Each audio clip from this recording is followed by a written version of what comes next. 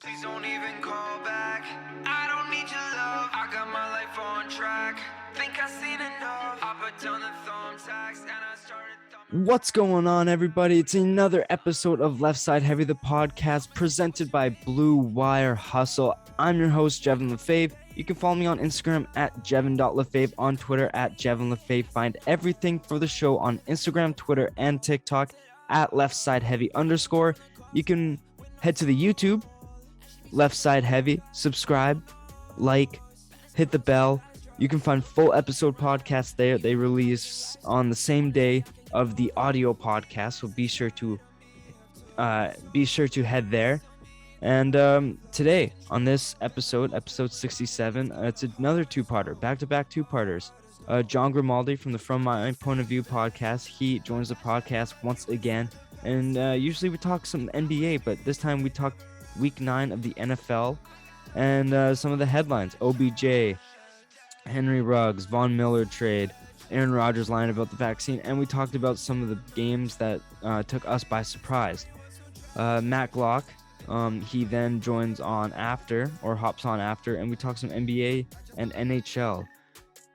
Let me apologize in advance. We had some network issues, so some of the audio might be kind of hard to articulate. And it was trouble on both ends. We tried to make it work. We tried our best, and I tried to edit it as best as possible. So please forgive me if it's a little bit of a hard listen to, but I appreciate the support. I hope you understand. But no, regardless of that, it was a super fun conversation with both of these guys. I highly recommend you stay and listen to the whole thing. It is a long one, but it is a good one. So sit back, enjoy, leave a rating and review, like, subscribe, do everything you possibly can to help grow the show.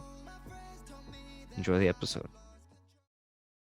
It's episode 67 of Left Side Heavy, the podcast presented by Blue Wire Hustle. I'm your host, Jevin Lefebvre. You can follow me on Instagram at Jevin.Lefebvre, on Twitter at Jevin Lefebvre. Find everything for the show on Instagram, Twitter, and TikTok at Left Side Heavy _. On this episode, I'm welcoming back John Grimaldi, host of the From My Point of View podcast, part of the Blue Wire Hustle program as well. John, thanks for coming back on. How you doing, man? What's up?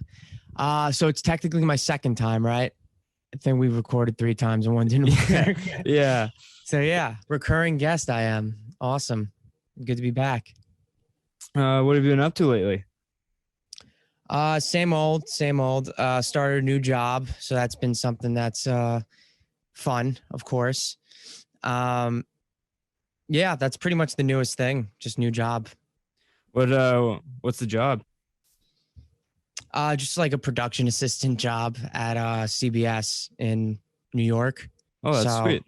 Yeah, it's been fun. It's been a good learning experience. So yeah, for sure. Just been doing that for like the past couple months, but yeah, it's been fun. But other than that, I've been writing and doing my podcast, slaving away at the grind. You know how it goes. You know how it goes, of course. Yeah, it's always fun starting new jobs, whether it's even just like the smallest of things. Being the new guy is always kind of intimidating, but it's always fresh it's like a new busy. A new busy is always good. Yeah. And there's people like who have the same job as me that I work with that are around my age. So like, it's all relative. So you're not like the smallest fish in like a big exactly. pond. Yeah. Exactly. There's other people that I'm there with, but it's definitely fun.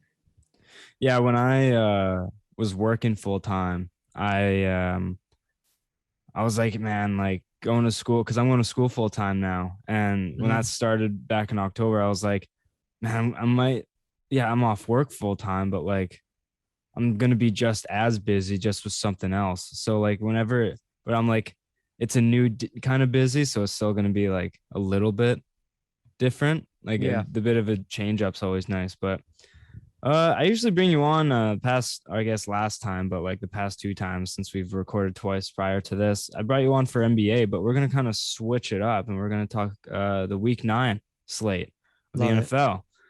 And last episode, I talked hockey with Michael Bartner, but So I haven't necessarily touched on some of the big topics that have come out. We'll start off with probably the biggest one. Henry Ruggs is released by the Las Vegas Raiders due to a DUI resulting in death. In what day did that happen? Like roughly, like sometime last week. It was right after week 8. It was like Tuesday morning or Monday. Yeah. I think Tuesday morning at like 3 a.m. Yeah, it's absolute devastating situation for the victim and everything, everyone involved. But Henry Ruggs was going at 156 miles per hour, 128 prior to just before the accident. His blood alcohol level was 0.161, so it's like double the legal limit. And the victim died, and her dog died as well, who was in the car. And Ruggs was charged with DUI, resulting in death. And did he get another charge as well? Yeah, he had a gun in his car. So That's right. He got like a couple reckless driving charges, DUI resulting in death, and he got hit with a charge after they investigated his car. There was a gun in the car. So he got I guess it was registered because they didn't mention anything about it being like an illegal firearm or anything like that. So it was probably registered to him, but obviously you can't have a gun on your person when you're intoxicated. Yeah. That's a crime. I'm pretty sure that's a felony as well. So, he got hit with like 4 or 5 charges that I think he's punishable up to like 45 years in prison. Yeah. I mean, he messed up his life. He messed up his life, and it's really sad. It's not that like I necessarily feel bad for him. Yeah. But I feel sad for everything that happened. Yeah. You know, because like at the end of the day, he's a 22-year-old kid who just completely ruined his life. Yeah. Now, is there anyone to blame other than him? No. It's not. Like there are, especially nowadays, right? In the year 2021, there's Uber, there's Lyft. You can call a cab. The NFL for their players has car services that you can call to come pick you up. Like there are just so many. Would call a friend, do something else. Like you know, there are just so many different things to do to avoid situations like this. But and it's really it's a sad circumstance because a 23-year-old girl lost her life, and he ruined his, and he could have killed his girlfriend. Also, she's lucky to be alive. His girlfriend was in the car too. His girlfriend was in his car with him. Yeah. What? So she's lucky to be alive. Yeah. She had serious injuries that she suffered. She's okay, but you know, she is going to go through probably some pretty intense physical therapy and everything like that. And, you know, somehow it always ends up with these drunk driving incidences that the drunk driver is always the one who ends up coming out the least harmed, which is just some like really messed up irony. I know.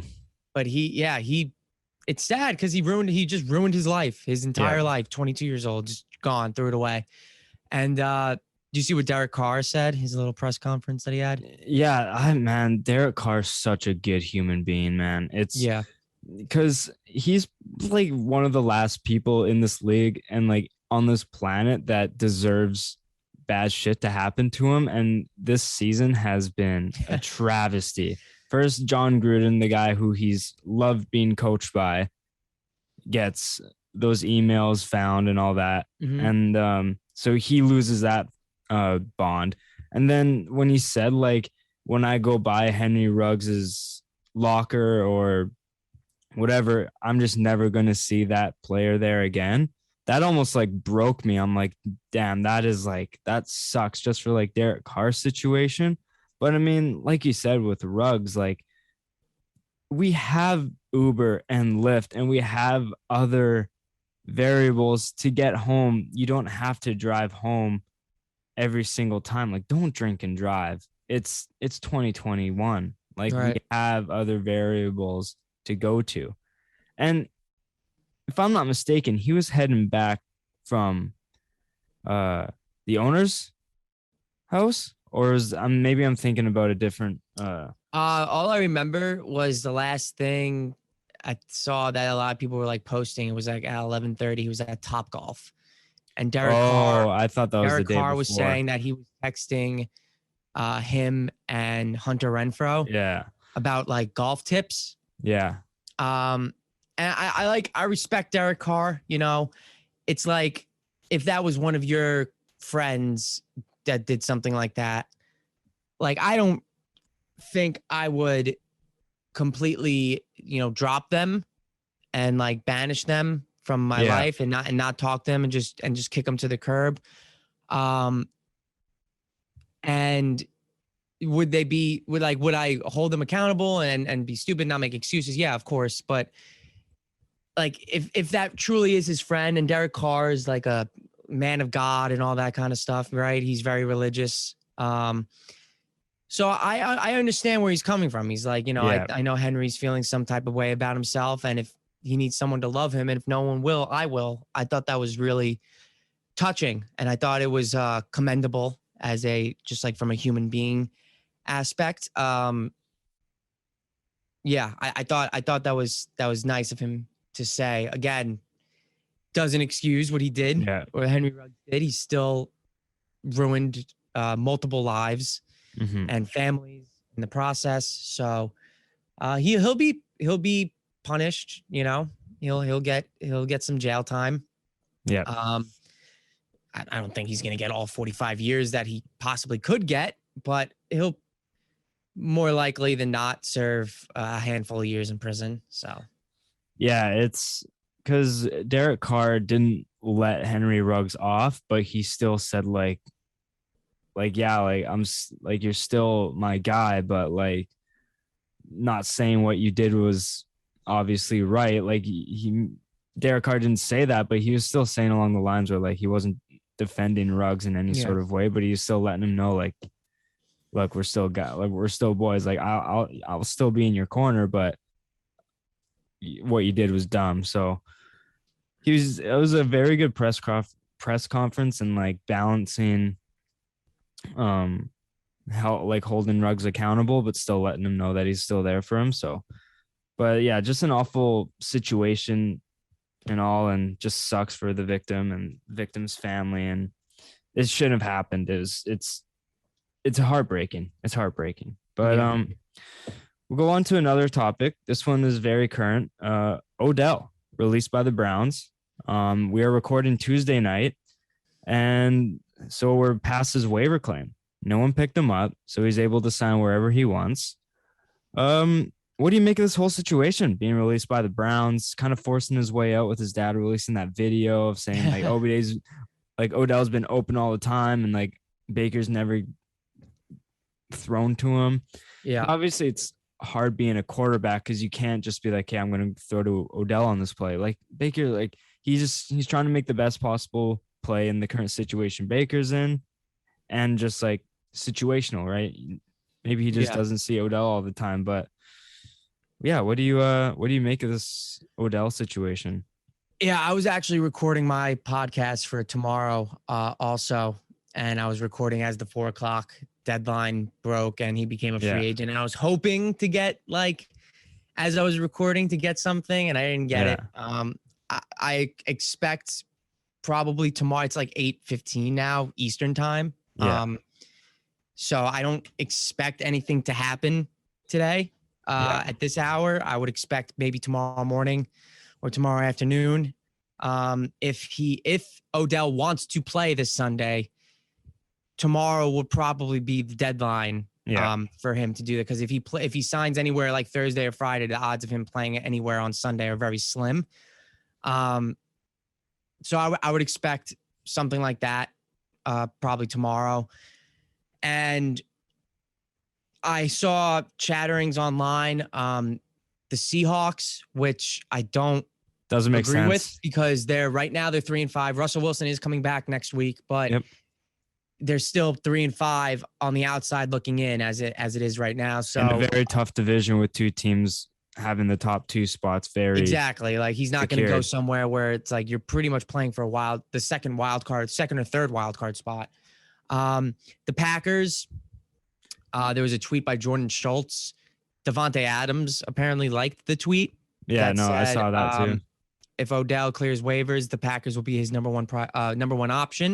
Which makes sense. I absolutely am all for that. He would be a top tier wide receiver 2 to Devontae Adams. Yeah. And someone that, because Devontae Adams isn't really a speedster, right? He's a post-up kind of guy. Route runner. Elite route runner. Creates Odell space. complements him very well. Yeah. Go over the top, slants, intermediate routes that can help Devontae Adams get open as well. So I would love to see him go to the Packers. I think a lot of people wanted him to go to the Packers during the trade deadline, during the offseason. I think that they were a team that a lot of people looked to and were like, this makes the most sense. Yeah. You know, this is something that everyone would benefit from. It would immediately make Aaron Rodgers the best quarterback that Odell has ever played for. And I'm a Giants fan. So Eli being, my dog's looking at me. Eli being he was the best quarterback that Odell was playing with, right? Yeah. Like Eli, I'm sure when Odell got to Cleveland and was like, man, this guy Baker doesn't give me the ball. I'm sure he really missed Eli then, right? 100%. And a lot of people were saying, oh, well, now he finally has a quarterback to throw to. It was funny. It was a bit ironic. There she is, my dog. On the Zoom call. I think the Packers make the most sense. Yeah. I think a lot of people agree with me on that as well. I did see that there was hope that the Giants maybe would scoop them up on waivers. But again, you know, no team that was 3-6, 4-5, like no team like that is really going to go ahead and claim Odell, because then that just invites a lot of problems, because he doesn't want to be there. He wants to be, he's been on mediocrity. Aside from that, 1 year with the Giants where they won like 11 games. And then last year with the Browns, he tore his ACL, and that was the Browns' best year that they've had in 20 years. And he wasn't really even a part of it. So aside from that, he's just kind of been sludged in mediocrity, or just flat out bad teams. So he doesn't want to do that again. Yeah. But regardless, he's a free agent right now. I don't expect any team to give him like a big contract. It'll be like a 1 year, like $3 million deal. They'll sign him. They'll sign him for the rest of the year, and then he'll be an unrestricted free agent again come this offseason. But I don't expect anyone to give him like an actual deal off of this. No. With whatever it is, 6 weeks left in the season. Yeah. I think the Packers make a lot of sense, but based off their history, a lot of receivers going to them have made sense, and they just haven't either drafted or signed receivers. So like, it's hard to guarantee anything from the Green Bay Packers. Yeah, well, the Packers are, for a successful franchise and for a franchise that's been blessed with 3 Hall of Fame quarterbacks, pretty much back to back with Bart Starr, Brett Favre, and Aaron Rodgers. Like, outside of them, they don't, and they drafted all of them. Well, they traded for Favre, but still, they don't sign anyone. I know. They paid Aaron Jones, which was shocking. Yeah. Because they have AJ Dillon, I'm shocked they paid Aaron Jones. I thought they'd be like, oh, let's ride with AJ Dillon. We don't need him. But they actually gave him money. But they don't really go out and get big free agent guys. But it would make sense for them to at least sign Odell for the rest of the year. No, it would 100%. Deal with it afterwards, you know? Because like you said, Odell works on all levels of the field. And I think that's, if you like, you see Valdez-Scantling and Lazard, they're like good home run receivers. Like, they're good for 2 for like 73 and a touchdown. You're never going to see like 8 receptions from Lazard, right? He's just a big play guy. But Odell can be that post route, slants, and like 30 yards after the catch, like kind of receiver, whereas Devontae can stick to his red zone eliteness and then, you know, just his route running, right? But I agree with you. I like my Patriots. I think he'd be good there. I think he'd be good for Mac. He works on all levels. He can be a slant guy, screen, and he can be the guy. And I think I think he likes being the guy. But also Patriots aren't contending this year. They might make the playoffs. So We got I think, that. Yeah, we got that extra wild card spot. yeah. So there's 3 wild card teams, and right now they have it. They have the 7th wild card spot. Yeah. So I wouldn't say no. They're 5-4 right now, and adding someone like Odell into that offense would obviously be a huge bump. It's just that I don't know if Bill Belichick's going to mesh well with him. I think Odell likes Bill. I think he's kind of hinted towards wanting to play with Bill. It's just I think he might go with a more surefire pick in Green Bay, at least for the rest of the season, and then reevaluate his choices in the offseason. Yeah, because Packers are like 7-2. So it's like, okay, and that was without Rodgers. If Rodgers was playing, the Packers probably win that game. Yeah. So I think he's going to edge with Packers and then maybe chase the bag or go to a good system somewhere else. Yeah, depending, I think, on where the Patriots finish this year, record-wise, I think they could be a real viable option. In terms of where he's signing for the rest of the year, I'd put them a little bit lower on the list. I don't feel like this is a team that's ready to win right now. And I think that's what Odell wants to do, is he wants to win right now. So the Packers would make a lot more sense. But come free agency, after the season's over, assuming he only signs somewhere for the rest of the year, the Patriots could be an option.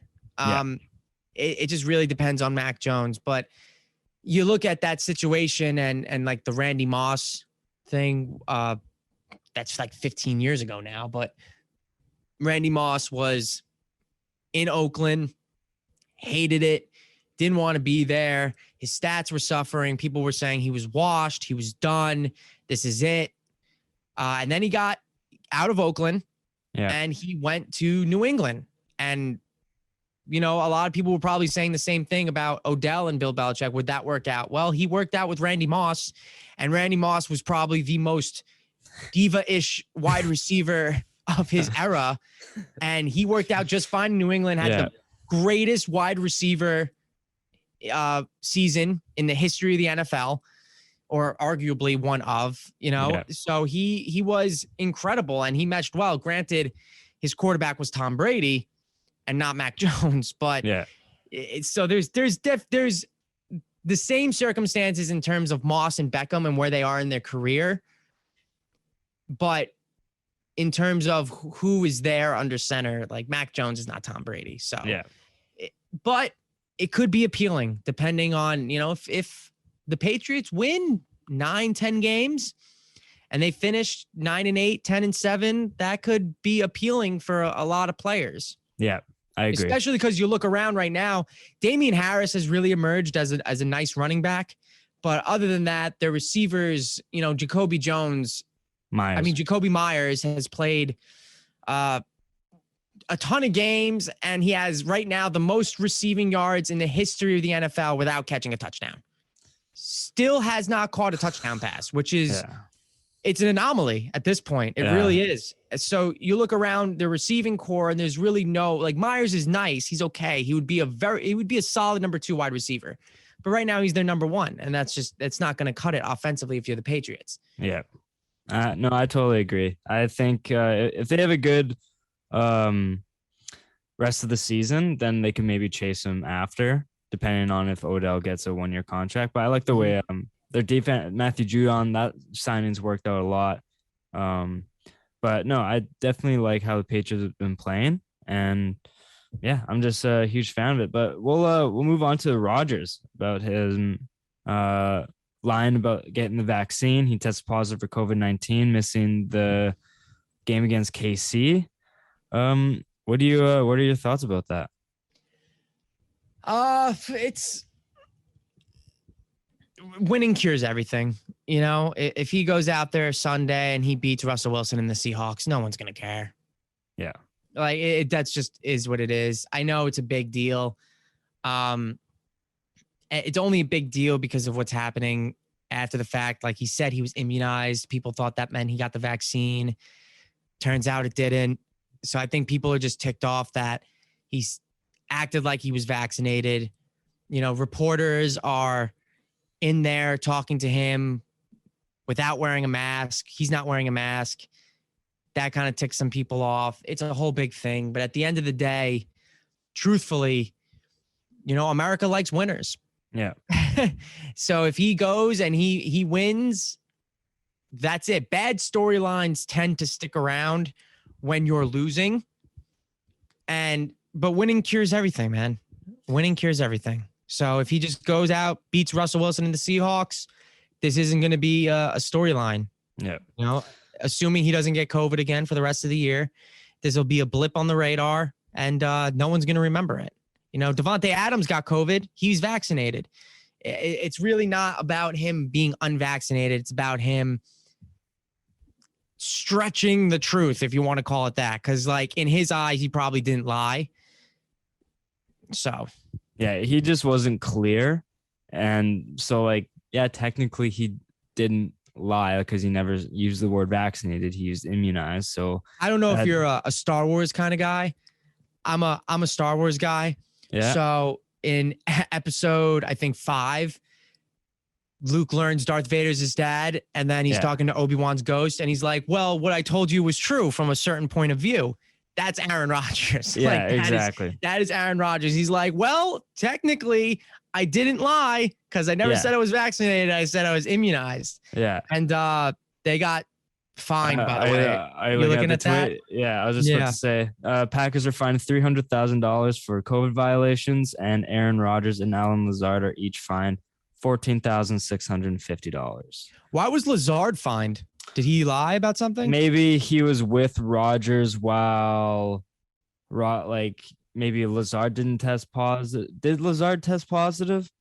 Because maybe he just broke COVID protocols because he didn't. Maybe it was close contact. I don't actually know.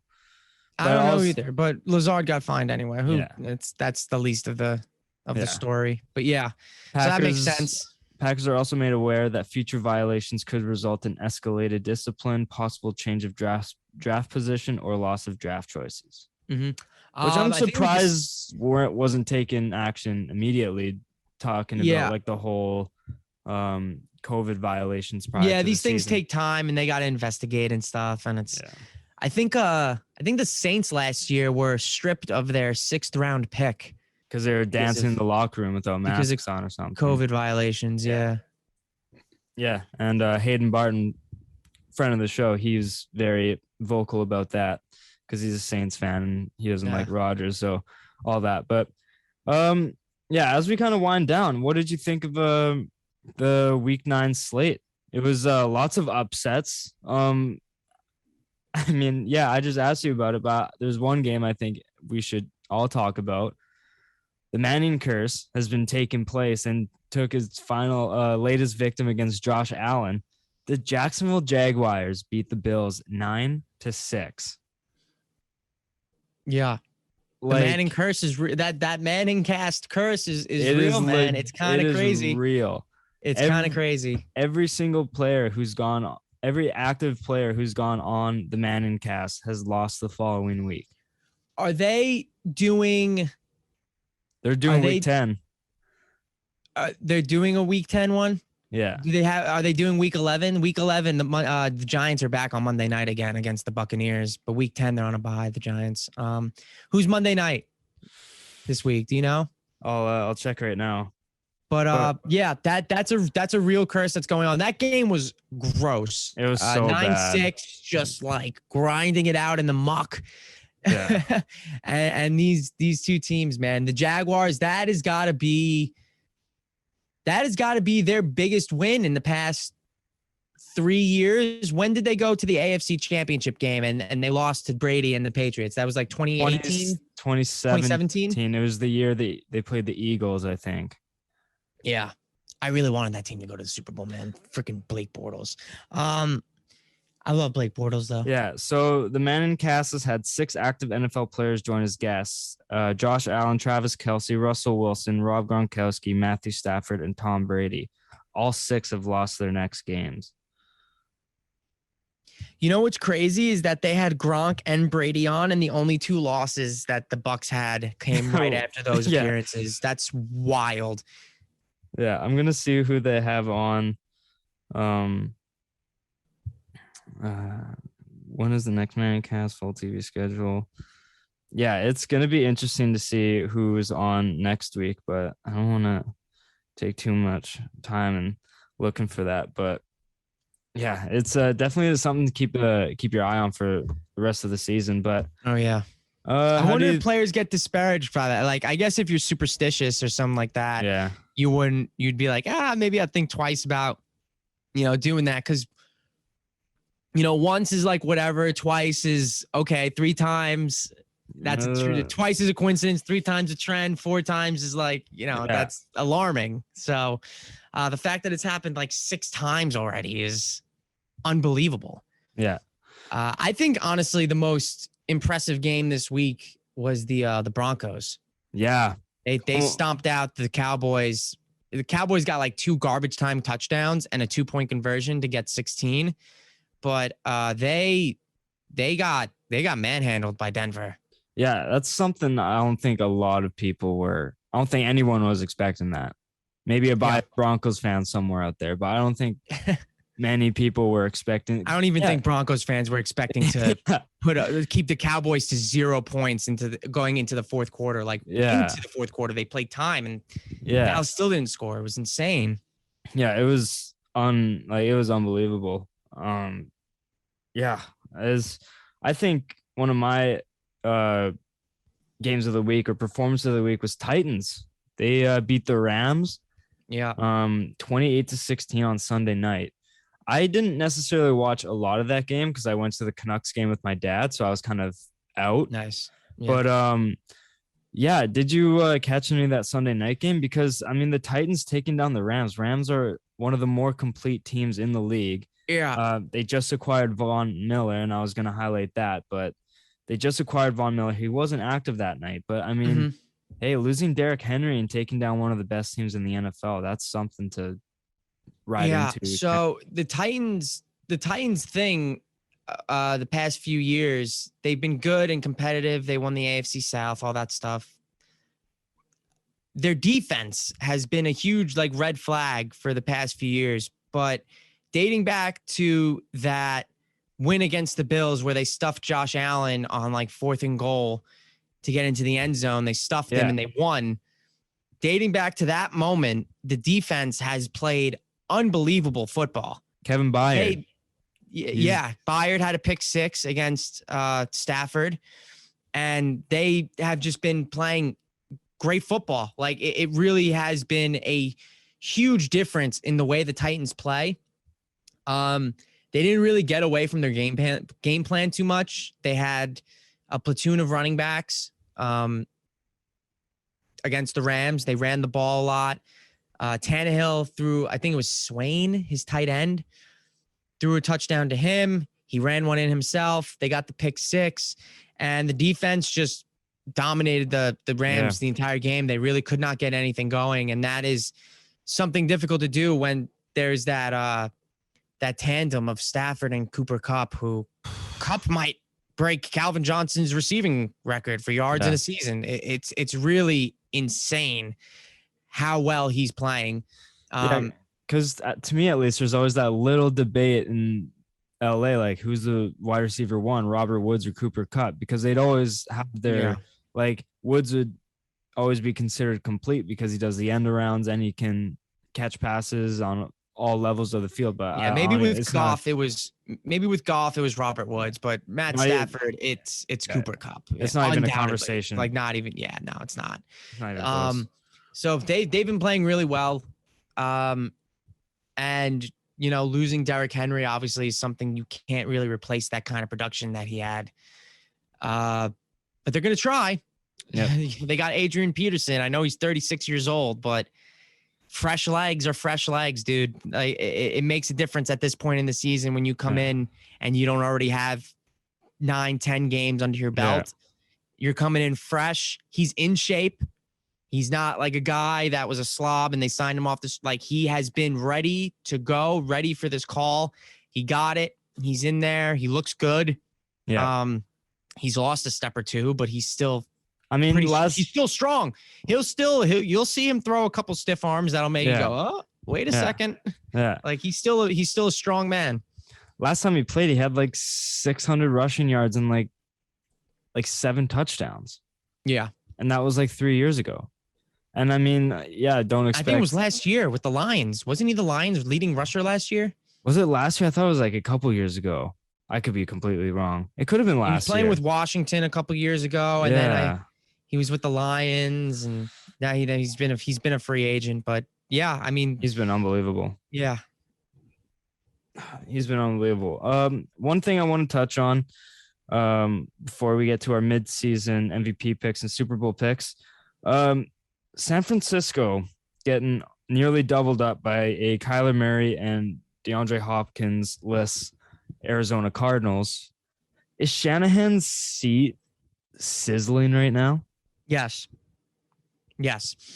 He is, like, you can point to the Niners and you can look around, and they've been battling the injury bug for a few years now. Pretty much ever since they went to the Super Bowl, they haven't been able to have a healthy, like a more than like half healthy roster since then. But that at some point that like the excuses run out, Good coaches are able to go out, sign veterans, sign guys, like pick up guys off the waiver wire, and just understand how to reconstruct the team that has been suffering from injuries. Look at the Ravens this year. Yeah. Heading into this year, their running back room explodes. Yeah. They have like 2 or 3 running backs that get season-ending injuries, including J.K. Dobbins, who was supposed to be he really came on strong there at the end of the year last year, and he was supposed to be the guy in that backfield to help out Lamar.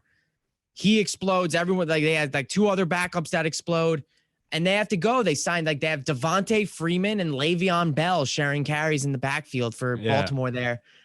They lost, I think, a couple of offensive linemen, some guys on the defensive end of the ball, and they had the most guys on IR, I think, coming into the season. And then, like, even for the first handful of weeks in the season, now they're finally starting to get a little bit healthier, but they're already 6-2. Yeah. Like, that's John Harbaugh. That is John Harbaugh being able to plug the holes where he needs to. There's a little bit of luck involved, obviously, with, who works with what and what's available to you. But at some point, when your team is getting injured, you have to be able to adjust. And Shanahan has not been able to adjust at all. And outside of that year where they went to the Super Bowl, he's finished below 500. Yeah. They haven't had a winning season.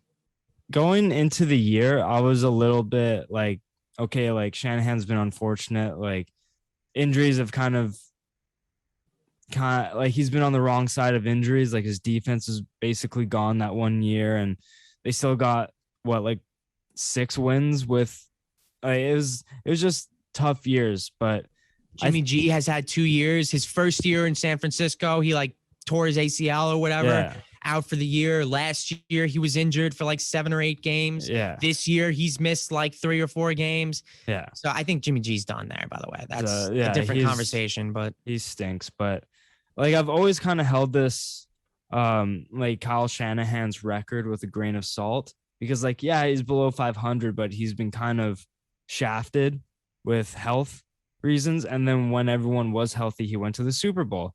But I think this year, I mean, it's not helping his case at all. And like you can't rely on that though. Yeah. Injuries happen. Football is a physical contact sport. People are going to get injured. You can't. If you get lucky, good for you. Yeah, but 100%. Like, that never happens. You know, 100%. Because if you look at John Harbaugh, like you said, IRs, and he's still led a team to 6-2 record. And yeah, Shanahan hasn't helped himself at all. But is there anything else you want to touch on from this week's games? I mean, there's a ton to talk about, but I mean, is there anything that stood out to you? Fire Jason Garrett.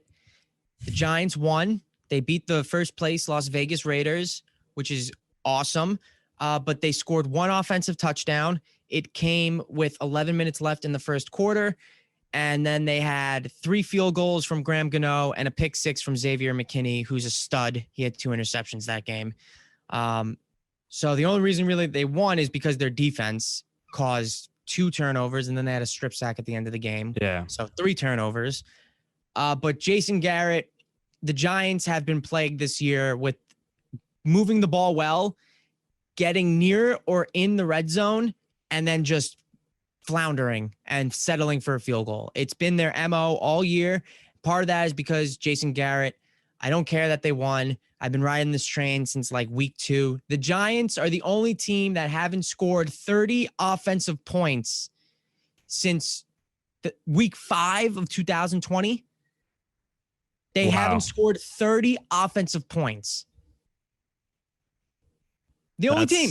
The Jets put up 30 points against the Colts last week with their 3rd string quarterback. That's bad. Yeah, we need to talk about that too. Josh Johnson, 317 yards. Like, if the Jets are doing that with their 3rd string quarterback, and the Giants haven't done that in, a year and a half, it's embarrassing. And part of that's because Jason Garrett. Like, there is a lot of, you can point a lot to that. And Joe Judge hasn't been great calling timeouts. His clock management is shit. But yeah, still a big win.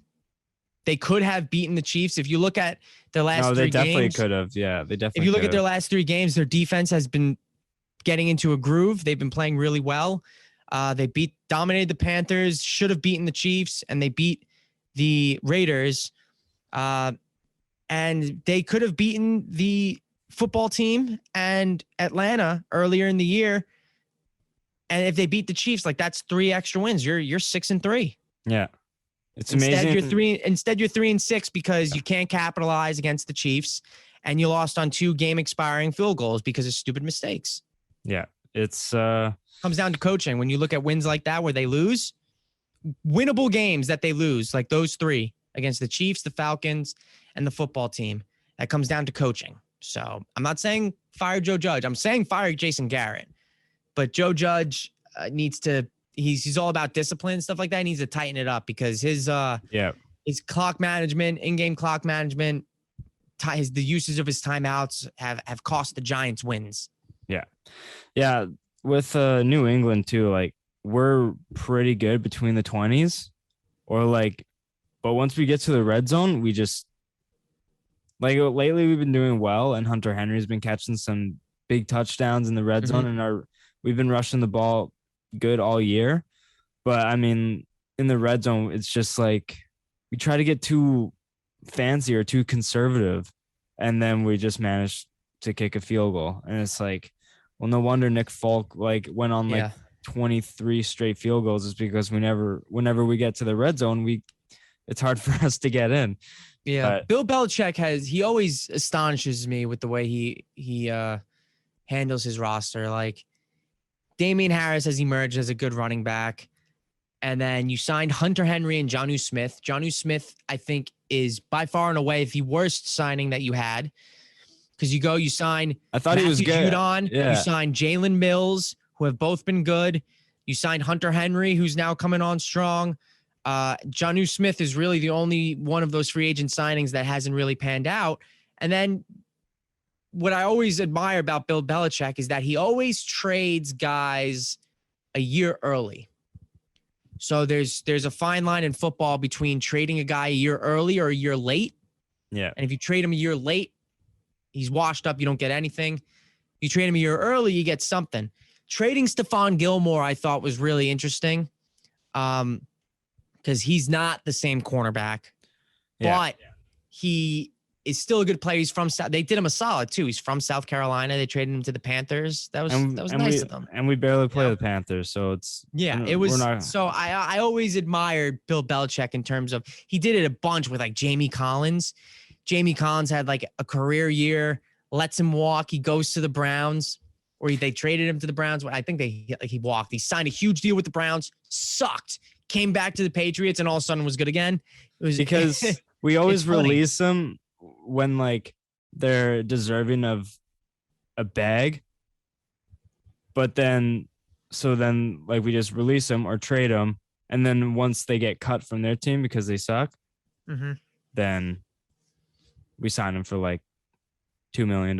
Yeah, I always admire how he uses how he goes into free agency and how he how he does, who he gives money to. It's always very interesting. It's like, because it feels like he always knows something that we don't, you know, and we can point to it and be like, well, why didn't he give this guy money? He just played really well for him. And then, you know, they'll go sign somewhere else and completely fall apart and they won't produce. And it's like, that's why he didn't get this guy money. It's like, maybe he knows what he's doing.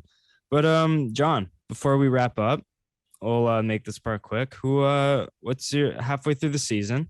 Just over half. What's your who's your MVP pick and who do you got going in the Super Bowl? How everything's worked out so far? I really thought the MVP. I was gonna ride with Derrick Henry for MVP. I really was. This dude was on track to have 2,200 yards, and he's unbelievable. Through his first 9 games of the season, I think it was. Only 2 other running backs had 1,000 yards from, or like over 750 rushing yards and 10 touchdowns through like the first 8 games of the 8 or 9 games of the season. And it was Eric Dickerson and Jim Brown and Derrick Henry. So like he was on pace for the first back-to-back 2,000 yard season, rushing season ever. It was a shame. Now, I honestly, I'm not entirely sure. I don't know. Maybe Stafford. I'm not. There's a lot. I don't think there's a clear cut number 1 right now. No, I don't think so either. I think there's a lot of like Stafford, Rodgers, Kyler Murray, Brady. Yeah. It's just a whole lot of the same. It feels like with the addition of Kyler Murray. Yeah. I don't know. I don't know. It's pretty tight in terms of, you know, you look at the top teams. I'm sure Lamar, you can throw Lamar in there. Why not? His team's 6-2. He hasn't really had any weapons. He's been doing a lot of it himself. They've had some really impressive wins. I mean, I don't really know who the MVP would be. Do you have a Super Bowl pick? I'm going to stick with the Rams. Rams? Who you got them beating? They got Stafford, and I kind of thought that this was really going to be their year. And now they just got Von Miller, who's like, are you kidding me, man? Come on. Yeah. The rich get richer. Yeah. I really respect them and how they don't give a damn about any of their first round draft picks or any draft picks in general. They don't give a shit. Their next first round draft picks in like 2024, I think. Yeah. They have players who are draft picks. If they win, who cares? If they win, who cares? You know, draft picks don't mean a thing. Yeah, exactly. My MVP right now, I got Brady because I think it's going to be a storyline award for him. And since it's so close with a bunch of other people, I think it's fair to give it to him. And I mean, he's proven it. He has touchdowns and the yards to go with that. So I like Brady. And my Super Bowl pick, I'm going to ride with the Battle of LA. Chargers versus the Rams. I think, I don't know. I know the Chargers have been dicey, but the AFC is wide open, and I don't hate the Chargers and Herbert. I think he's a gamer, and I think they can clean it up and make a Super Bowl run. It's it could be a hot take, but I don't know. I like my boy Herbert, so I love Herbie fully loaded. Me and my friends, we all ride for Herbie. Yeah, we're big Justin Herbert guys. So I don't hate that pick. I think it's funny because the only thing is like, so last year was the first year that a team hosted the Super Bowl and then won it with Tampa Bay and the Bucks. So like you picking both LA teams to play at a Super Bowl that's going to be in LA. I think that would be pretty funny. It would guarantee that's happening the second year in a row. So that would be pretty interesting. Sure. My pick before the season started was the Rams. So regardless, I had an LA team in there. But John, I've kept you long enough. Let the people know where they can find you. Yeah, you can find me at _John Grimaldi, Grimaldi on Twitter. My podcast is From My Point of View. Find it anywhere you get podcasts. You know how it goes. That's awesome, John. I really appreciate you coming on. This is fun to switch it up and talk about NFL this time.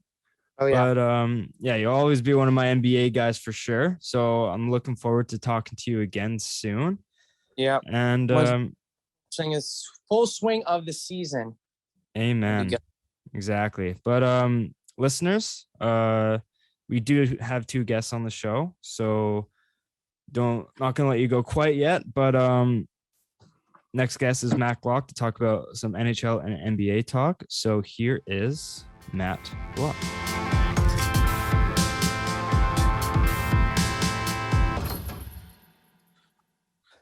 Now bringing on my guy, recurring guest, Matty Ice. Matt Gloch. We're about, what would you say, 40 minutes past the schedule. The scheduled time. And just plugging in and just lack of plugins on computers. Man, technology. I was talking to my dad about this earlier. Yeah, It's so annoying how much we have to rely on technology these days. Like we do. And then something like Apple too, they make the rules, right? Like they control everything. rules, like they don't want to give you headphone jack, they won't. They don't want to give you certain like plug-in for applications, they don't have to, and like you have to go pay for it. So, It's ridiculous. It's like, oh, we want to make more money, we'll just slow down your device. So you have to, it's like, okay. we have the greatest company on earth. I'll always say that. Like when they got rid of the headphone jack on the computer, then magically that year they bought all Bluetooth devices. It's ridiculous. But have you been, man? How's Kairos going? Oh, I gotta do something here. Straight up. I better get some paid advertising. You know what I'm saying? Ain't no paid now. So how's Kairos going, man? everything that came. So you know how like I went to your house and gave you your hat. I was like, yo, your hat came in wrong color. All the hats came wrong color. And you're like, I was like, I'll just give you a sample. The sample is the proper color, bro. Everything came in wrong. Everything. That's and, like, ridiculous. I've been like trying to get my money back through PayPal and stuff. That's bullshit, bro. Bro, I know. I had the worst. Like when I got all this stuff right, and like I got your stuff, and I saw like your color, like the hat color was wrong. I had a funny feeling. I was like, oh my god. I had a feeling. That's what I was like, god damn, bro, I'm gonna get fucked over here. It's life. It's life.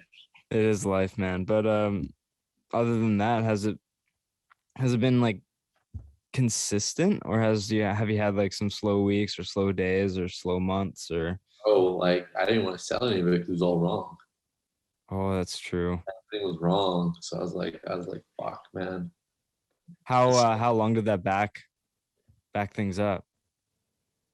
Fuck, so I haven't got my money back yet. Like PayPal takes up to like 3 to 6 months to even get like. Oh my. Yeah, because both sides have to prove their case, and it has to go to a third party, and then PayPal then decide who rightfully goes to the money. That's a joke. It is. So it's a bit annoying. Other than that, have you just been kind of chilling, hanging around? Is that all you're up to nowadays, or are you doing something else? No, I do other stuff. I'm into like stocks and crypto. Like I feel like everyone is nowadays. Yeah, if you talk to me about crypto, you may as well be talking to me about chemistry. I'll just get zoned out and lost. That's fair. It's everything going on in that little world. Yeah, that's a dangerous game you're playing. That crypto world. It is for sure. I'm not gonna do. Have a little white claw, I see. Yeah. What flavor? Mango. Watermelon. Oh wow, you like that flavor? That's kind of all I had. I have a bunch in a backpack that I took to a house party last Saturday. Yeah, that I just haven't put back in the fridge. that's fair. So that was like the only one I had, and it's like it's all right. It's I don't know. There's better flavors. But Yeah, I'm bringing you on. We're gonna talk a little NBA, NHL, but kind of a little something. Speaking of last Saturday, did you watch any of the fights? Oh yeah, I didn't watch them, but like I know what happened. I know what happened. Did you catch any of the Gaethje Chandler fight? No, Bro, I just didn't. I didn't go catch on, just go on YouTube. Do you know Yeah. what? There's a TikTok that I have, and it has like all 3 rounds like summed up in a 3-minute video. Yo, I'll send that to you. Just watch it. It may go down as one of the best fights in like recent years in the UFC. They just Really. like people were in the comments saying like this is what two guys who don't know how to fight look like. But Yeah. they were like their jaws are made of cement, these two guys, because they took so many punches that could have knocked out any other people, but these guys were just brawling. And it was such a good fight. No. I didn't catch a ton of it. That because I was working that night. So I didn't like Yeah. catch every fight, but I Actually, watched that was good. I the know that.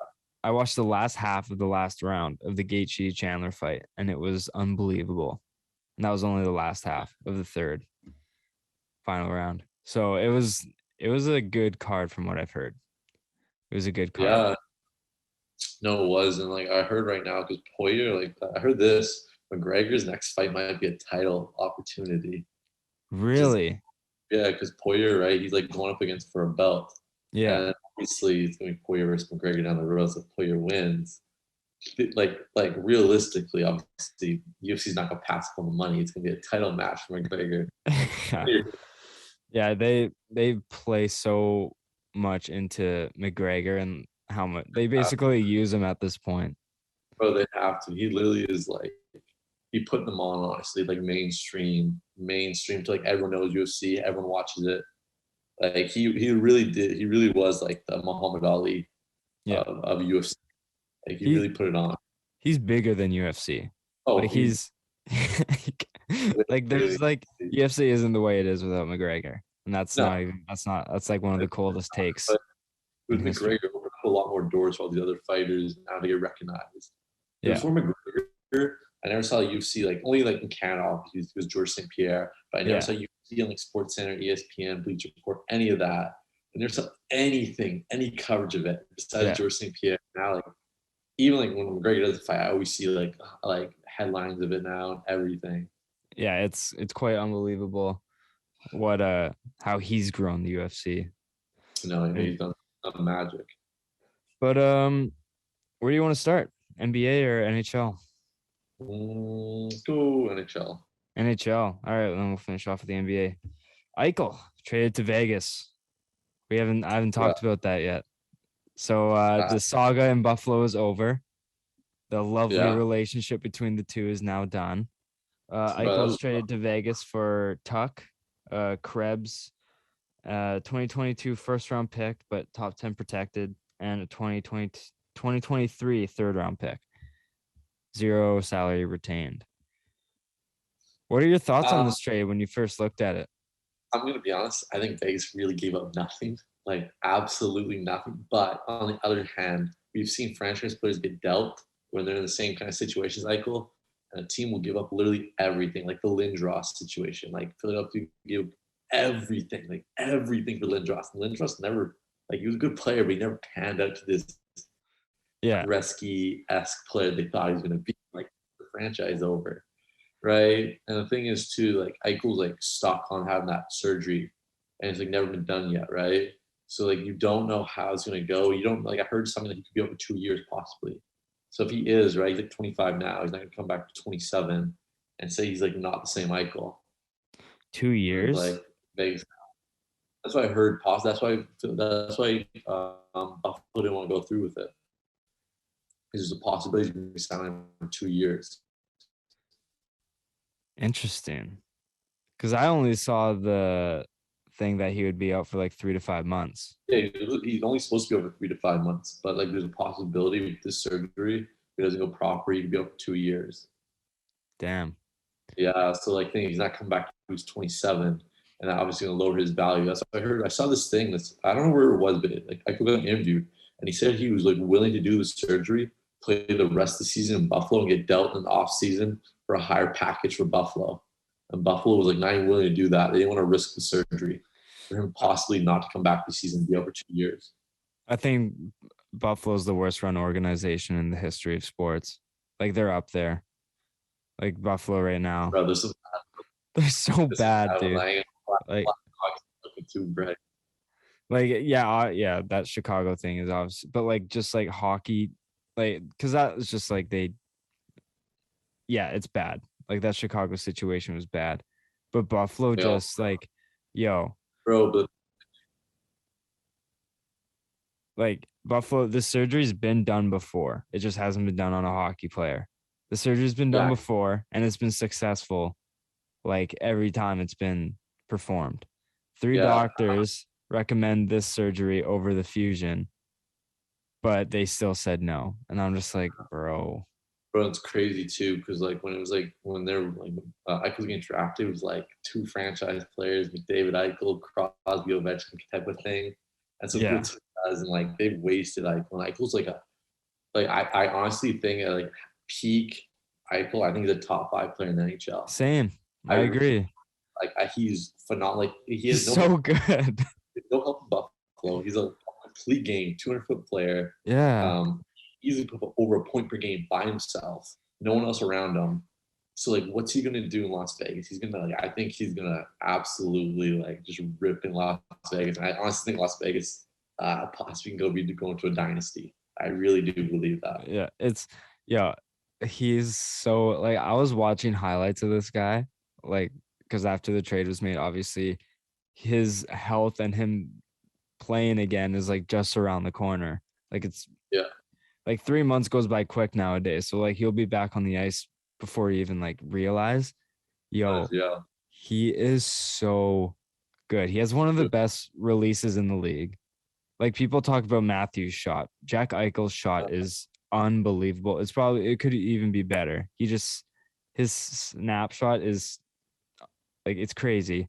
He's one of the more deceivingly fast players in the league. His stride is so long, and he dangles and he just snipes. Like he's so good. It's probably downfall though, because he's like a drama queen. Yeah, I guess, but Buffalo also like treated him poorly. Yeah, like they never put any talent around him. Like his talent was what, Jeff Skinner. But here's the question. Here's the question: did they put talent around him, or did talent just not succeed around him? It's like Reinhart went to Florida, and the guy's killing it in Florida, honestly. And it's like Hall's back in Boston, and Hall's like killing in Boston this year. So it's like I'm interested to see how it pans out. Was Eichel actually the problem? Like, I guess. The problem is I don't think they match good players around Eichel. Like Eichel needs volume shooters, and Hall's not a volume shooter. Hall and like Eichel are kind of similar in players, right? Like Pacioretty's a volume shooter. Yeah. And I think Eichel and Pacioretty do so well in Las Vegas together. Yeah. Vegas is gonna be a wagon, man. I think it's gonna be good. And the only thing I didn't like is him going to the Pacific. So got McDavid and Eichel, and they're young. Canucks are done, man. Canucks don't have a chance. I really thought this was gonna be Canucks like decade too. I really did. Like I got drafted his first year. I was like, oh my god, this guy's gonna be like a top 5 player. And we had like Besser looking like insane. We had Horvat, we had Demko, and then we just had like Tanev at the time. We had Edler. I was like, wow. Like, those 2 were older. I was like, wow, this team's gonna be pretty good in the future. Yep. And then Vegas decided to just become a new franchise and just tag team this Pacific Division with Edmonton. I saw this thing yesterday, like everything they traded for what they got back. And it's like insane what they've got back for what they've traded, like given up. They've given literally nothing. They got Pacioretty, they got Stone, they go Eichel now for literally nothing. Like nothing they've given up. Like a couple first round picks and some depth players. And Yeah. picking up Shea Theodore in the expansion draft. That's one that Anaheim's probably shaking their heads at. Like, damn, we gave up on this guy too early. And I was kind of then surprised though, like why they gave him up. yeah, same. Like, Young but I don't know. defense. It seems like all these like kind of low key players just strive in Las Vegas. Yeah. Like it seems like they just changed their surroundings and they just strive. Like how it seems Florida is right now. Florida got all these like Sam Bennett, Ryan Hart, all these guys, and they're like over a point per game player right now in Florida. Yeah, it's unbelievable. It's just like change of scenery, man. It does a lot to a player. And a lot of the players in the expansion draft for Vegas, when you just are given a chance for like top line minutes, there's a lot of talent hidden in like the third line players. Like there's a ton. Obviously, it's not the same thing for every third line player, but like the guys like Eric's Carlson, Riley Smith, Jonathan Marchessault, like Chandler Stevenson. Like there's so many players like that who are just like stashed and just aren't giving up chances because it's not like William Karlsson was on a wagon. He was on Columbus. Third line, yeah. The thing is crazy though. I think like Riley Smith and Jonathan Marchessault was like the only 2 30-goal scores ever given up in a fantasy, not fantasy, draft. Yeah, and it's like no one even realized who these guys were. Like Florida just gave them both up for nothing. I know. And then obviously, signing Pietrangelo, he's a solid player. That contract could hurt them though in the future, but right now it's working out. Well, yeah, and it seems like these athletes now are lasting longer. No, that's true with like sports science nowadays and medical and everything like that. Yeah, Like players are lasting a lot longer. Brady, Ronaldo, LeBron, Ovechkin, these guys are like still like some of the best in the league. And every year for the last couple of years, people like keep kind of Ovechkin out, and this guy's like just Ovi really showing up night in, night out still at 35, 36. I know. Well, like speaking of Ovi, he ties Hull for goal scoring. He's tied for fourth now with Hull with 741 goals. That's crazy, bro. And the thing is crazier. He played most of his career in like the trap era, like that ultra defensive early 2010s, and which is like more impressive. And he has 2 COVID shortened seasons and 2 lockouts. Brian knows nothing but impressive. Like I really do believe already if you retired today, oh,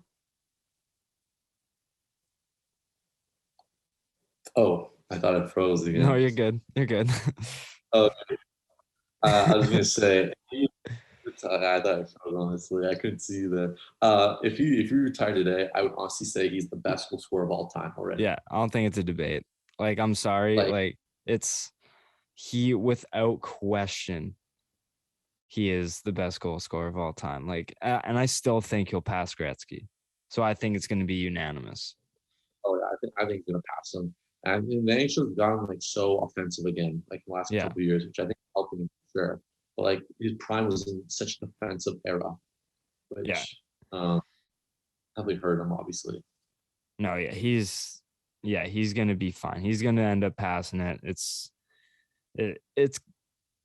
like are we taking him for granted? Like I feel right now, I'm just so used. Like I'm like he's gonna be around for like 10 more years. But I think everyone takes like pure greatness for granted. I think people take like Tom Brady. I don't think people take Tom Brady as much for granted anymore because he's literally like 44 or whatever now. Like a couple of years ago, I believe people were like praying on his downfall when Mahomes was coming up. Like, oh, he's not gonna beat him.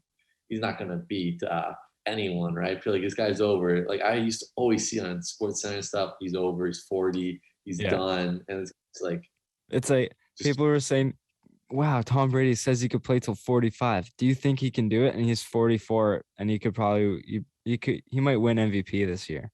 Bro, it's like someone like Ronaldo. The guy's like 36, 37. This guy's like leading the Premier in goals this year. And he's like a 40-inch vertical, and he's like sprinting across the field, catching up to wingers like in a full sprint. It's like, man, are these guys ever gonna stop? I know, even LeBron, like the guy's 37, I believe. This guy's, I would still believe he's the best player on that play over Russ and AD. Like, I don't know, these guys, yeah, they're killing it with the time right now. Yeah. Like, I don't know what they're doing out in sports, but doing something right. Yeah, it's unbelievable. The Oilers, they're off to a hot start. I believe they've won 9 of their first 10 games this season. They just lost to Detroit tonight. We're recording Tuesday night. But yeah, Detroit's sneaky. We'll get to them. But the Oilers, do you think that this could really be their year? Because they look legit, man. Like, they have 1 and 2 in scoring in Draisaitl and McDavid. And I honestly think McDavid is the best hockey player to ever play this game. I will say it right now. Did you see that goal versus New York, man? Against New York. Yeah. I'll be honest. I'll say this. I know you're going to disagree. I don't think he's the best player. I think he's the most skilled. I think he's the most skilled to ever do it. I don't know about the best because Explain. this guy has a losing track history. Like he loses. I guess most skilled is all encompassing, like, skill. That's what I mean, is like he's the best player to ever do it. play. Like, to lace up the skates, like, and like play the game of hockey. He's the best player we've seen play. Oh yeah, his skills unmatched. But I think when it comes to playoff time, I'm gonna be honest. I think they're getting bounced pretty early. You think so? I do. I don't think McDavid's super skilled, but it just seems like, I don't know. It just doesn't seem like he has like that team, and he doesn't have what it takes when it comes to winning.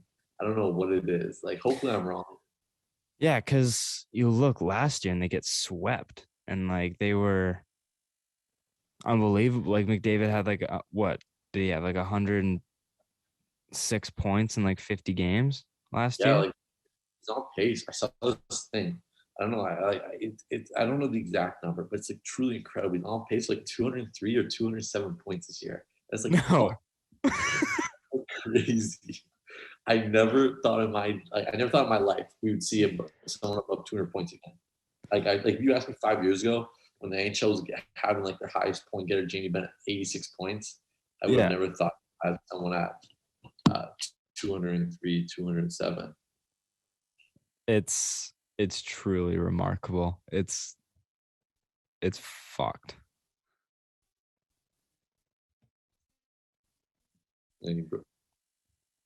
But yeah, people were saying before the season started, like, could McDavid, like, he could really get like 150 points this year.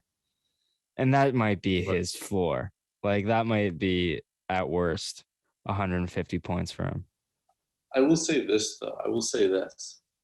Everyone likes hyping like McDavid up. Like, there's like one person we always forget because we're not gonna see him for 2 years basically. Is Kucherov.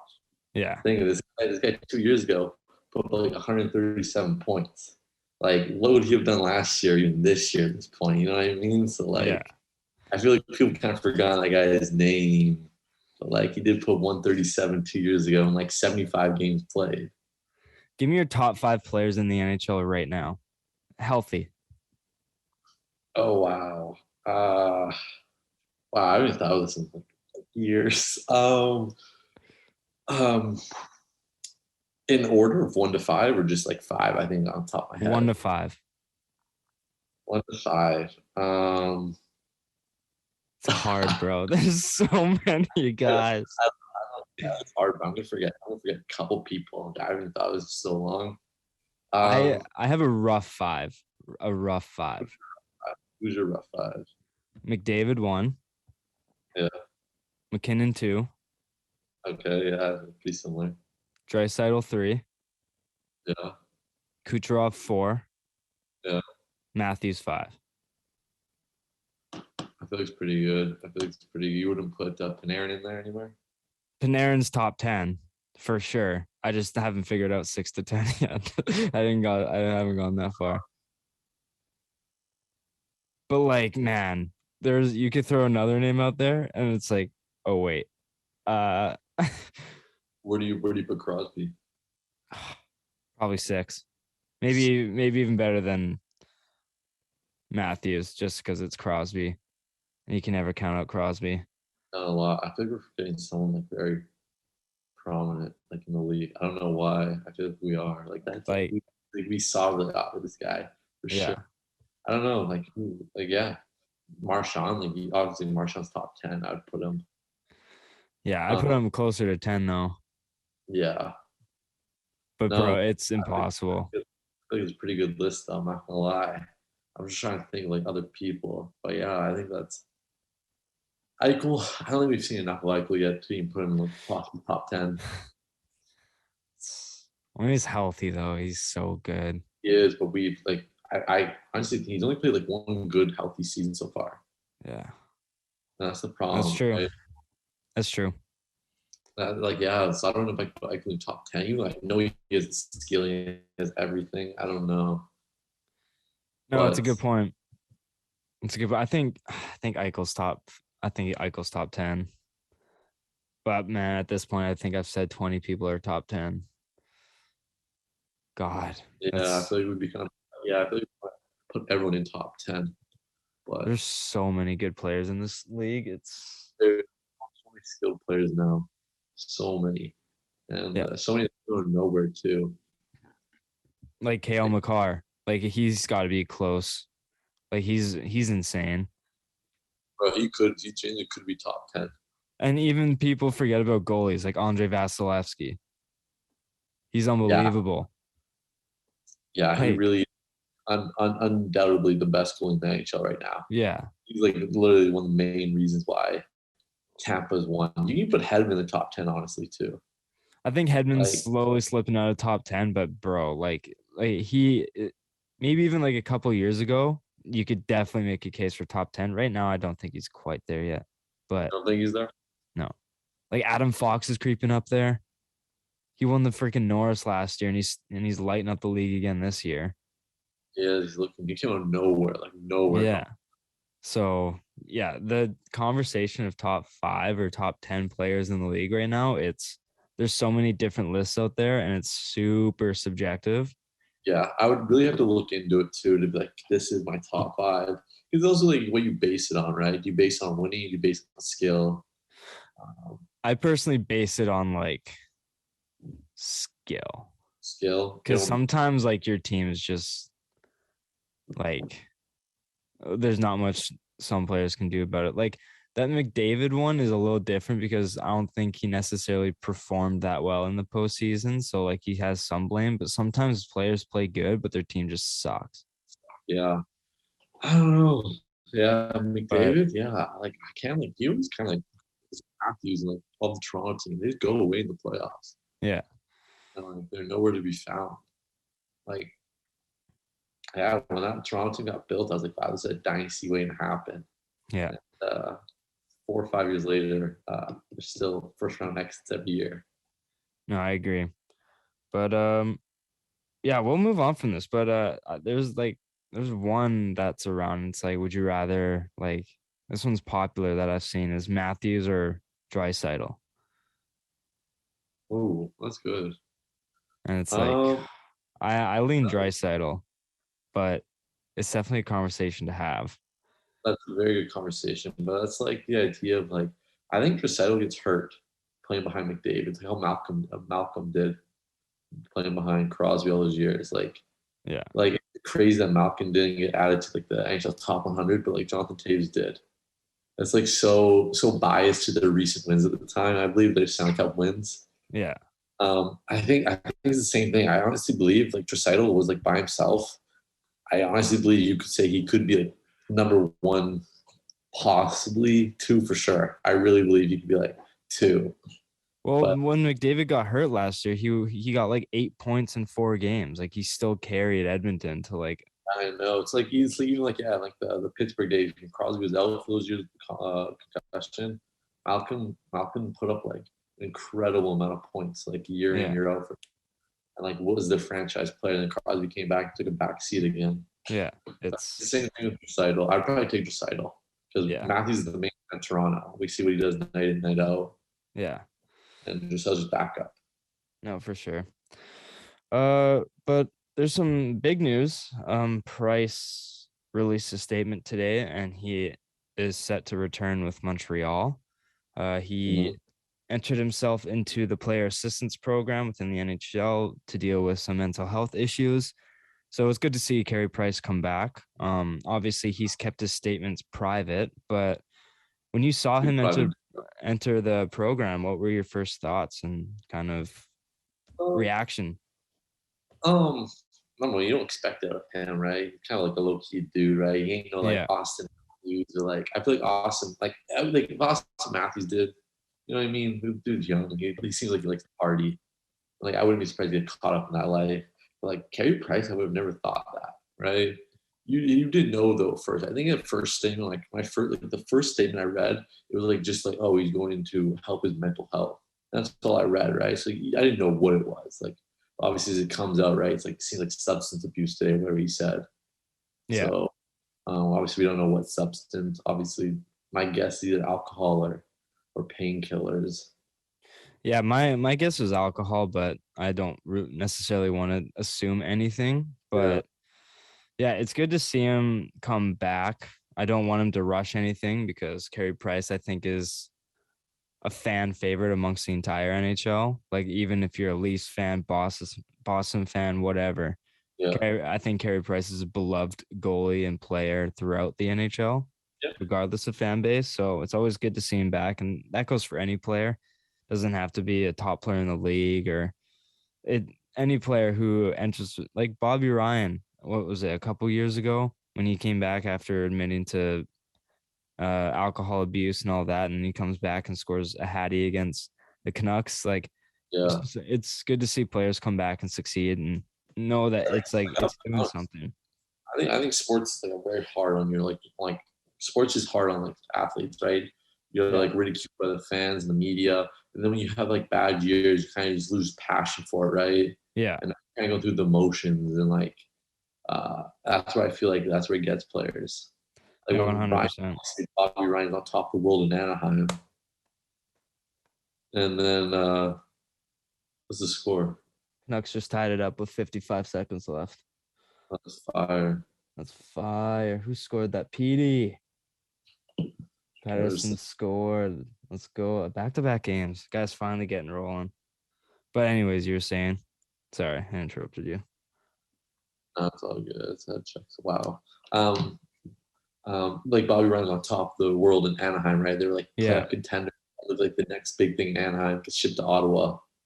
Terrible team. Does nothing, right? Obviously, you're gonna get caught in the motions. You're gonna lose passion for the game. Yeah, exactly. Right. Yeah, it's no, I'm really happy to see Price get back, and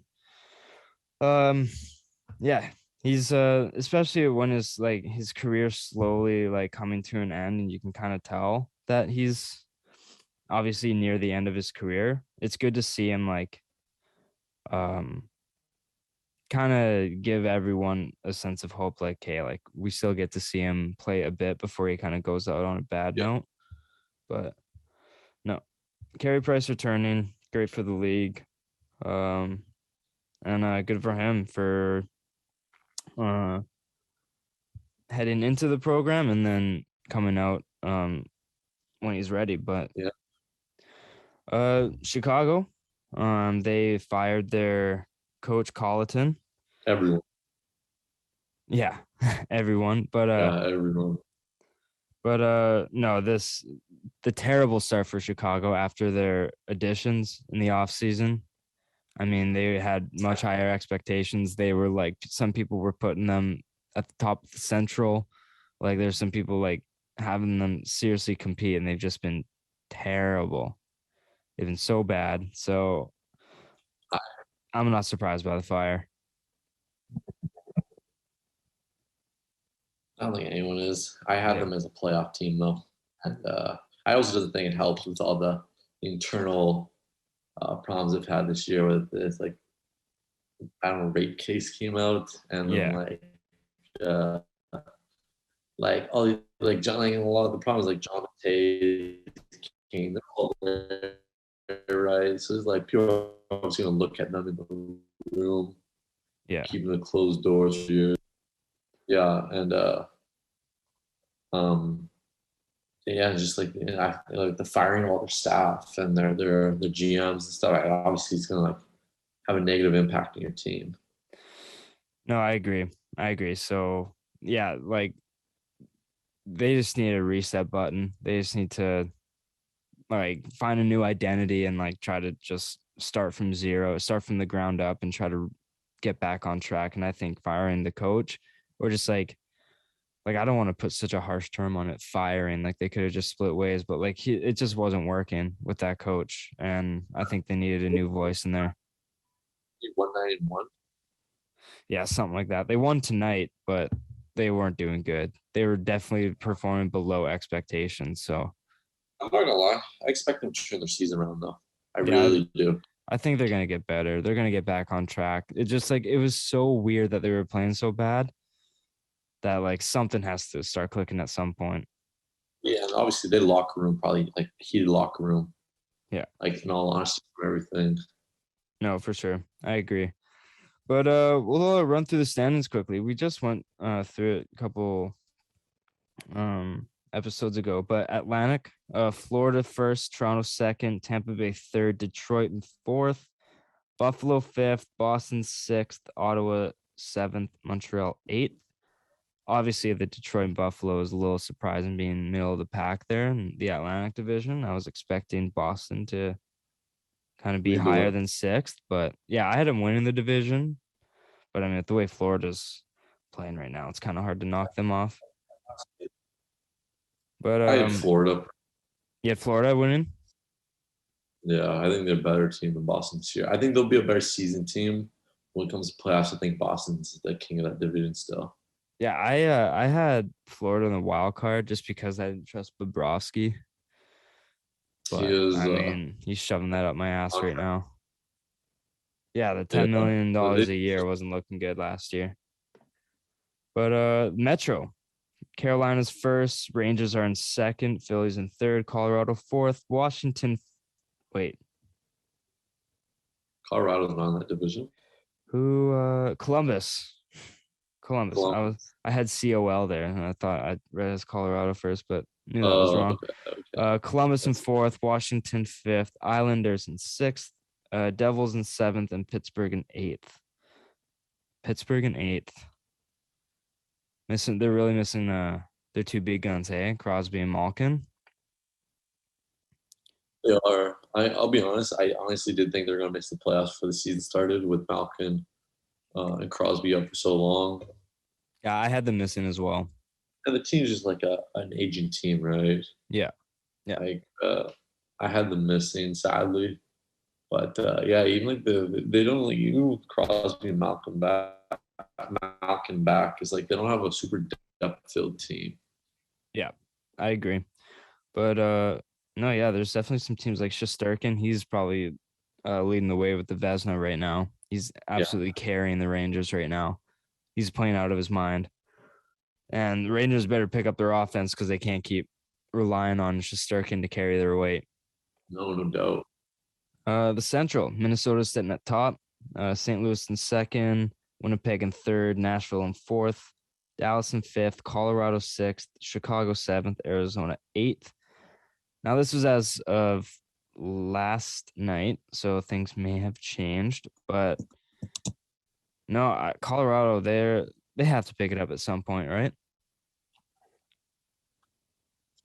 Yeah, they're having a slow start. Like McKinnon is, Carr is, Ratnan is. They're having a slow start. Nothing. And health and COVID has kind of they've been on the wrong side of that. So yeah, like McKinnon started the season with COVID. Like wasn't Ratnan started the season with COVID as well? Yeah, I think so yeah, and he was also like slightly hurt too. So McKinnon or Rantanen. I think Rantanen was hurt. He was like a day-to-day or like Yeah, he wasn't necessarily 100% healthy. So, JT Miller. Oh, sorry, I'm mad distracted right now with this game. It's in overtime. Seems crazy, but yeah, Minnesota. I was really high on Minnesota going into the season. I I was kind of shocked last year, honestly.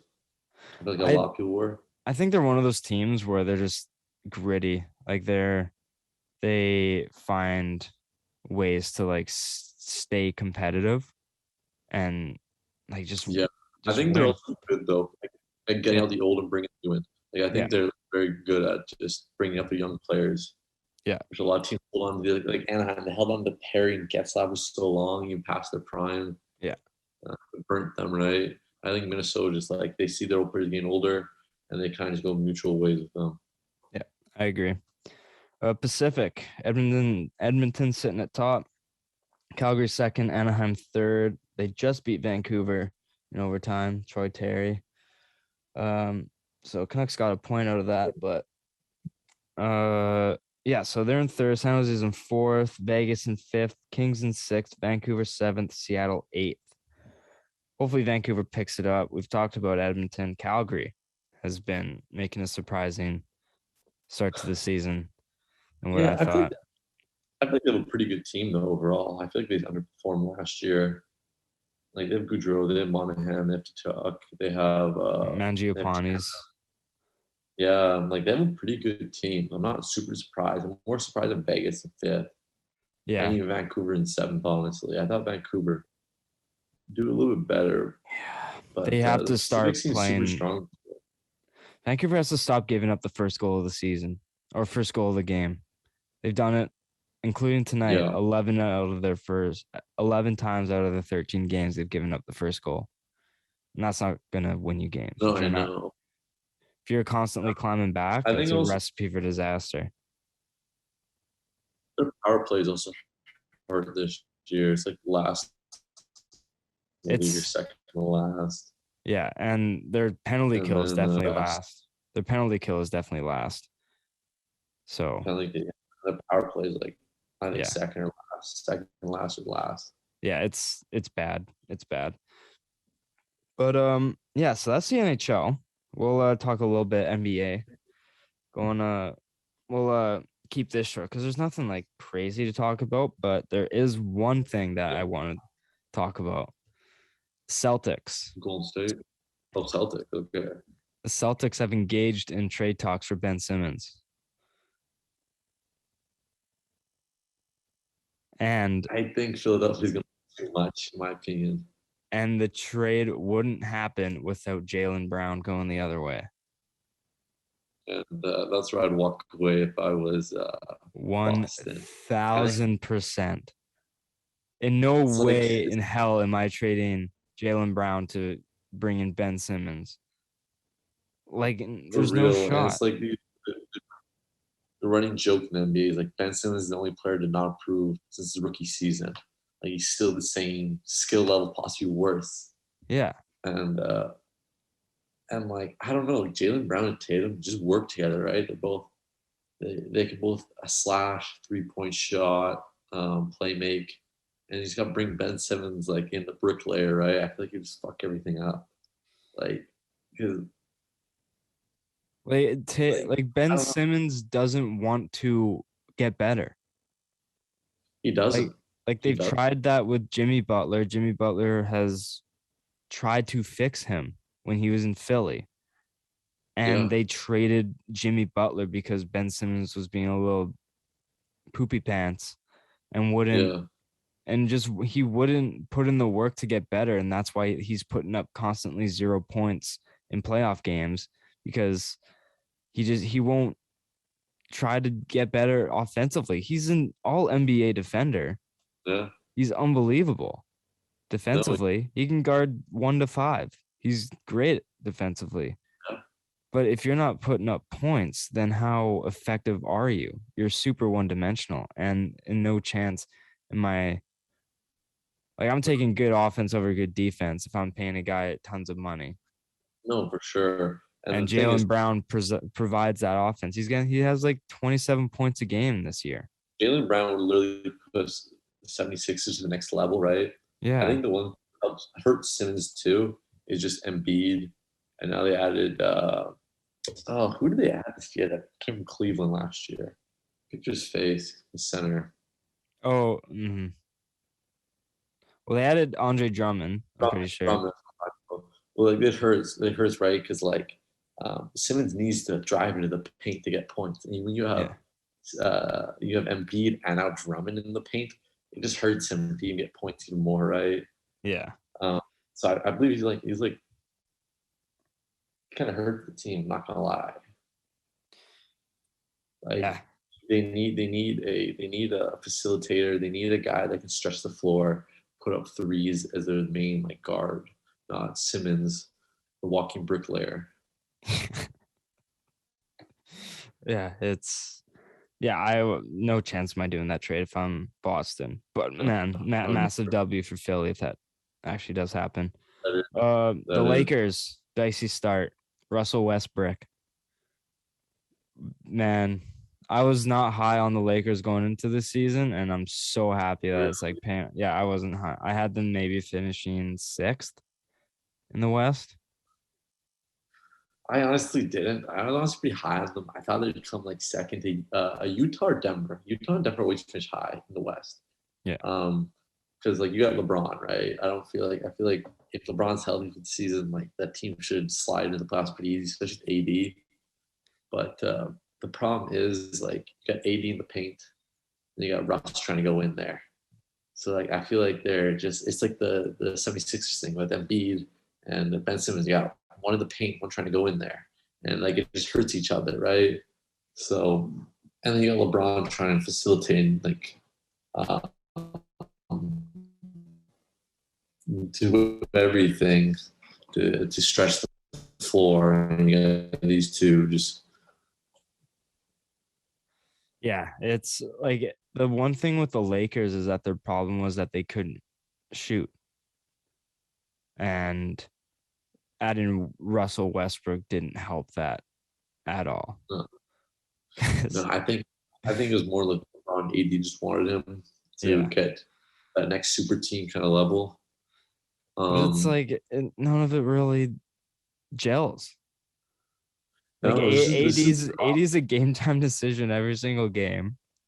I mean, right, LeBron. Yeah, I mean LeBron's LeBron. You don't have to worry about him. But Russell Westbrook, like he's so like you don't know what you're getting. Like he could either get you like 12 points or he can get you 39.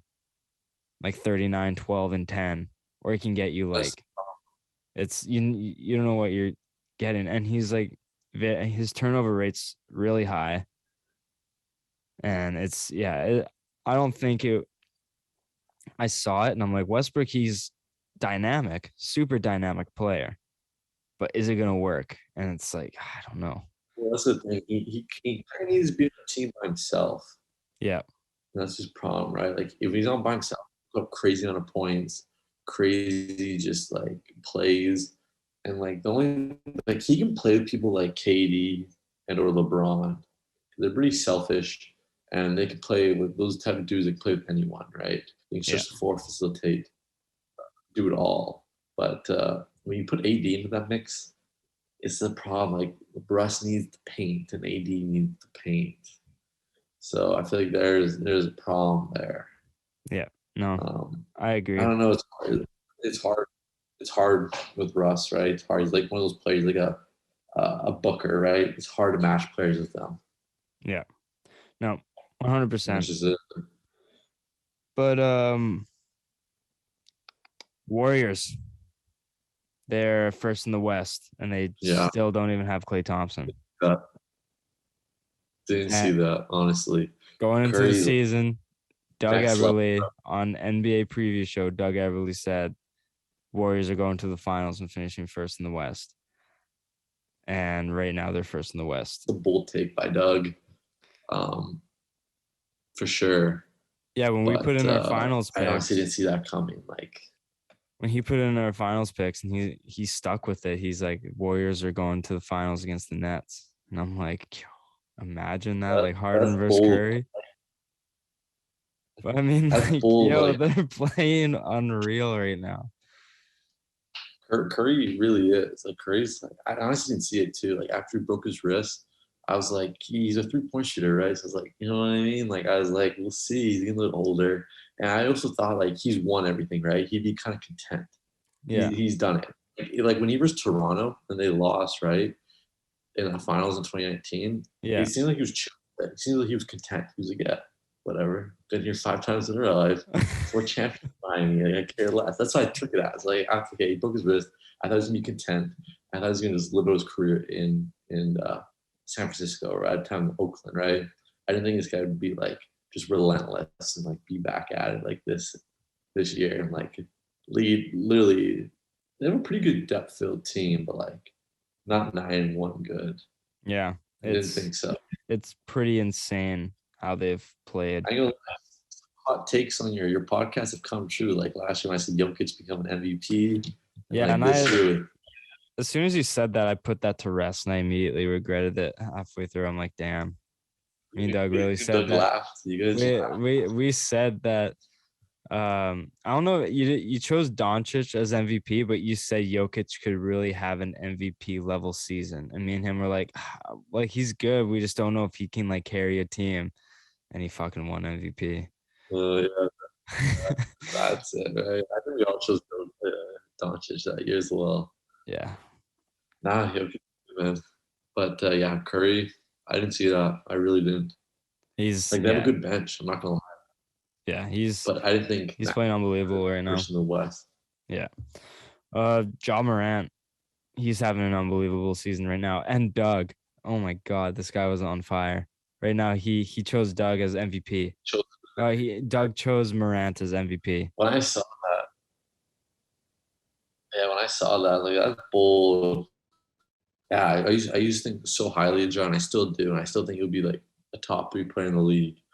And I always, since this day one, been drafting, I always said Ja was gonna be better than Zion. I honestly still believe that.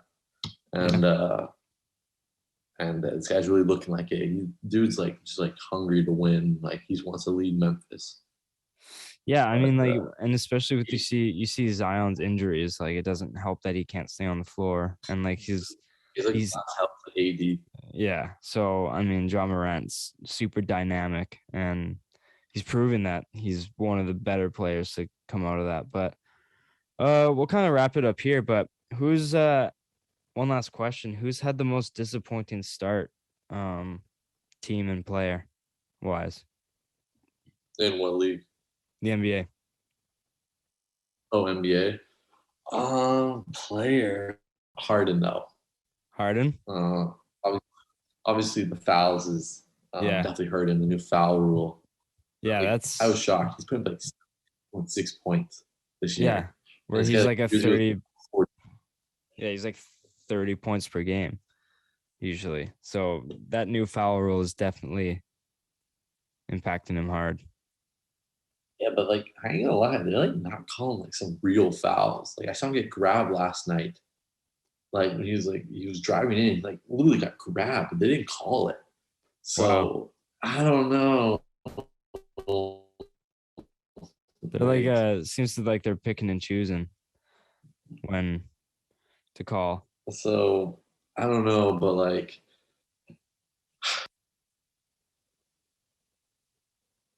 What's up? Jesus fuck.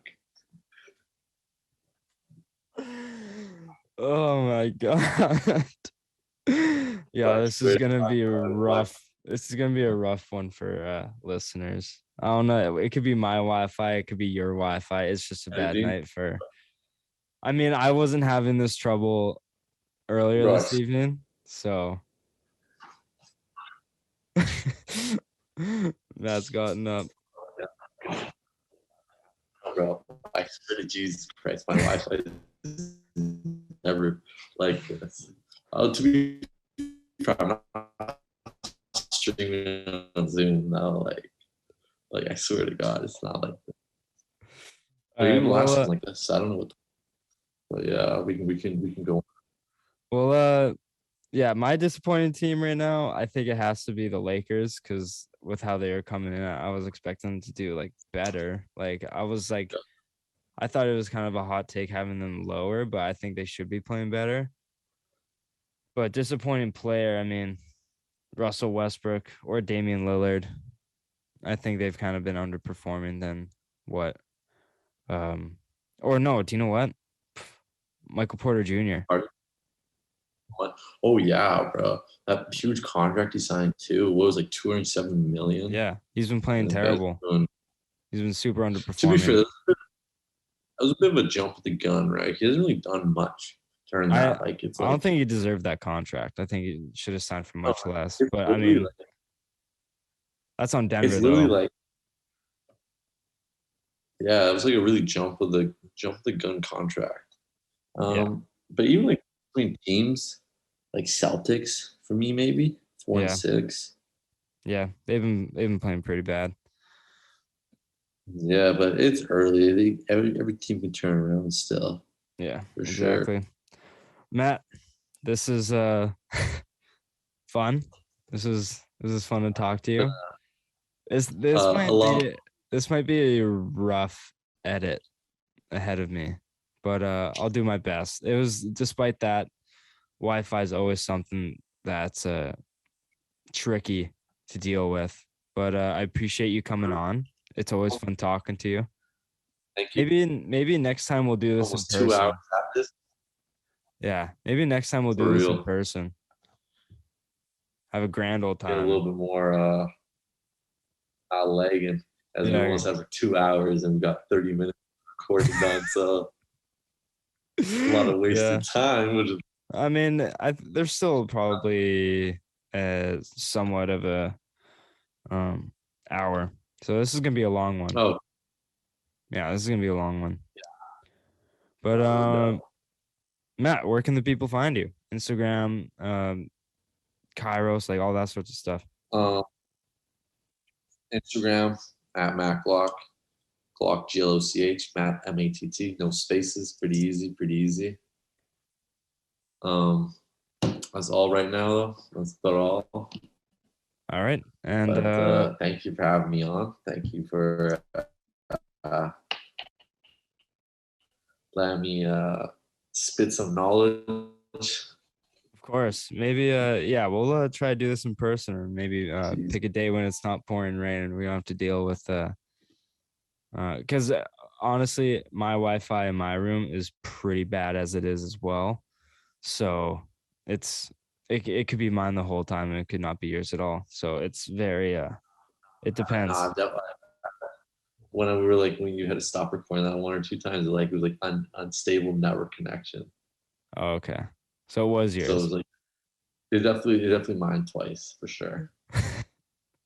All right. Well, you guys know where to follow me. I plugged everything at the beginning, but be sure to head to the YouTube to you can watch this. The video might be up a bit later, but yeah, YouTube, Left Side Heavy, subscribe, hit the bell, like the videos, comment, be interactive, and leave a rating and review on Apple Podcasts. It really helps grow the show.